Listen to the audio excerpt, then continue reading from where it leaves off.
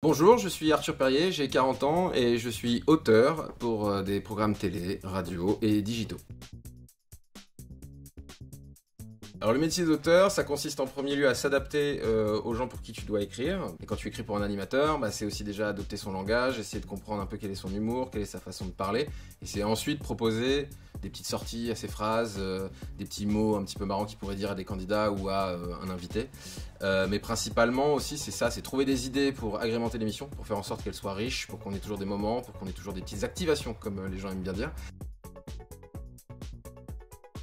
Ça se commence par hasard, généralement.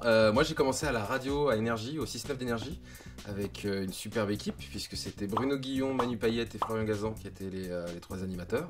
Donc moi j'ai eu la chance de faire mes 2 premières années de stage là-bas. Bon, il fallait se lever à 4 h du matin, mais c'était quand même excellent comme expérience. Là-bas en fait j'ai d'abord découvert juste la radio où en fait je regardais comment les gens faisaient, je faisais les revues de presse, j'apportais le café, j'écoutais un peu comment ça se passait et très vite ils m'ont demandé, ils m'ont dit mais vas-y si t'as des idées, si t'as des choses que t'aimerais entendre à la radio, des trucs marrants, allez vas-y. Et donc je proposais des trucs de temps en temps et au bout de 6 mois de stage ils m'ont dit bah si tu veux rester avec nous on peut te filer un salaire pour écrire des blagues. Donc du coup je dis attendez quoi, on peut gagner sa vie en écrivant des blagues. Ils m'ont dit bah oui, donc du coup je suis resté et ça fait 20 ans que je fais ça maintenant.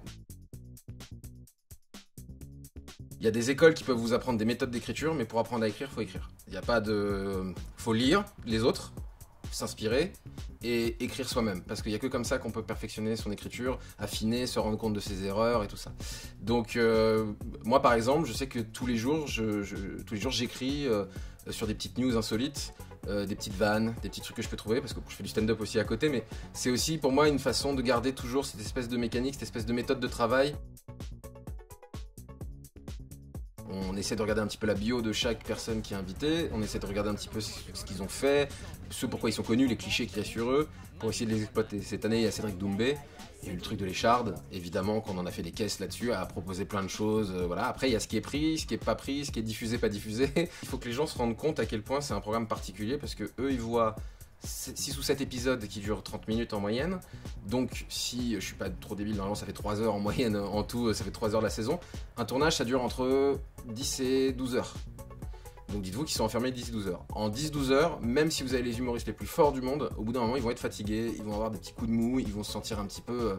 ils vont avoir besoin de récupérer, ce qui est tout à fait normal. Et nous en fait, en tant qu'auteur, on est là pour préparer en avance et en amont des jeux, des petits trucs qu'ils pourraient dire, des personnages qu'ils pourraient interpréter, des phrases qu'ils pourraient dire en boucle, enfin voilà, tout ce qu'on peut... Bah, là pour le coup, vraiment ce qu'on appelle des activations, c'est-à-dire tout ce qui peut faire que dès qu'il y en a un qui se dit « j'ai plus d'idées », non t'inquiète, il y a une pile comme ça d'idées que tu peux t'approprier. Et en fait c'est pour ça qu'ils ont des casiers. Dedans, en fait, il y a tous les trucs qu'on a préparés en amont avec eux, au cas où ils en ont besoin. Mais il y en a, par exemple, ils en ont jamais besoin. Ils font leur tambouille, ils font leur truc et ils sont très efficaces. Mais quand vous allez avoir, je sais pas moi, quelqu'un qui arrive avec une boîte de jeu et qui dit, avec un jeu de mots, avec la tête d'un candidat, ça c'est nous en amont qui avons préparé ce truc-là, avec la photo, le montage, pour qu'en fait ils aient des supports. Bah non. Guépard Junior. Attends, c'est peut-être plus évident comme ça, peut-être. C'est toi qui as fait ça, Kiam? Ouais. T'es Guépard Junior. C'est joli. Ça fait un peu peur quand même. Beau. Ouais, ça fait un peu peur. Celui-là, il fout un peu les jetons par contre. Mais parfois, c'est eux qui vont nous dire j'aimerais bien faire un happening où j'ai des fausses pochettes de disques. Et nous, on va lui dire ok, et on va bosser les pochettes de disques, on va lui proposer, il va les valider. Donc, il participe aussi dans l'écriture de tout ça. De toute façon, l'écriture, c'est collectif. C'est pas quelqu'un a une idée, tout le monde la perfectionne. C'est toujours comme ça que ça fonctionne, en tout cas sur les émissions. La finale de l'année dernière avec Affida Turner. Alright darling, Affida est dans la place. Je déclare officiellement... Avec ma mère, je ramène Affida Turner. La Barbichette song is right now.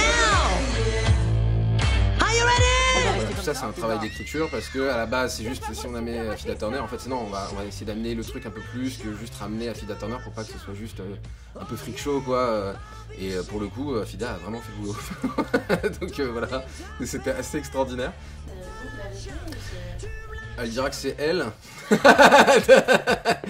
Et on lui laissera, y a pas de souci. Mais en gros, on lui a proposé de faire ça, et nous on s'est dit, bah ce serait drôle de réadapter la Barbichette à sa sauce. Et donc du coup, bah elle est venue, elle l'a rechanté, les paroles, on dira que c'est elle qui les a écrites. Et voilà, de toute façon, c'est pas grave. Au final, ce qui compte, c'est le résultat. un happening par exemple qui a pas marché cette année, qu'on n'a pas pu faire, donc je suis très déçu, mais qui était génial, c'est que Vincent De Dienne, il devait aller écrire dans un journal ce qu'il pensait de l'émission. Il y avait une voix off de lui qui passait par-dessus, où en fait il allait dans un coin, il disait « Mon cher journal, on a commencé et je trouve que cette personne est insupportable. En plus, machin, arrête pas de me suivre parce que je suis sûr qu'il va être pote avec moi en dehors de l'émission. » Enfin voilà, et c'était juste ça a pas marché. Parce qu'en fait, comme quand il a commencé à faire ça, tout le monde a voulu le perturber. Et donc du coup, c'est horrible parce que c'est une vanne qui sur le papier était vachement bien, mais ça tombe totalement à l'eau derrière parce que dans l'émission, en fait, ça marche pas. Sur le dernier LOL, on a bossé 2 mois. 2 mois en étant 4 jours sur 5 sur place à bosser.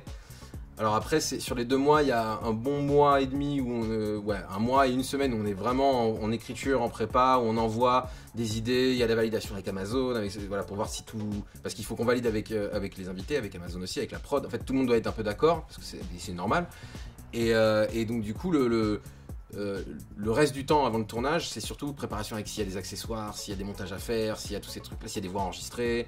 Et en fait, il y a plein de styles différents en fait, qui se mêlent et c'est pour ça que le programme LOL il est riche en fait. C'est qu'il y a des gens qui vont rire parce qu'il y a Jérôme Niel qui va faire des têtes pas possibles. Il y en a d'autres qui vont rigoler parce que Muriel Robin va faire une vanne. Il y en a d'autres parce que c'est Vincent De Dienne qui va être un petit peu acide. En fait, c'est pour ça que ce programme-là, il est pas plus facile à écrire du tout, mais il est plus cool à écrire que d'autres parce qu'il y a un terrain de jeu qui est vachement plus vaste. Tout ce qui est grotesque, tout ce qui est humour premier degré, 13e degré, voilà, de la flamme, tous ces trucs-là qui sont voilà, très identifiés ça. Mais j'aime aussi l'humour fin politique par exemple. Je trouve que parfois il y a des prouesses assez folles sur cet humour-là parce que c'est des humours qui sont délicats et qui sont pas forcément simples.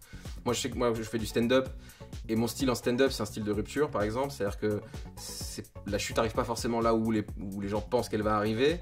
Donc voilà, mais par exemple je sais que si moi je vais être embauché sur une émission, il faut qu'on me mette un auteur avec moi qui va avoir d'autres affinités, un humour peut-être un peu plus populaire et tout ça, parce que c'est pas grave en fait, justement c'est enrichissant et c'est ça qui permet d'avoir une vraie diversité dans une émission quoi.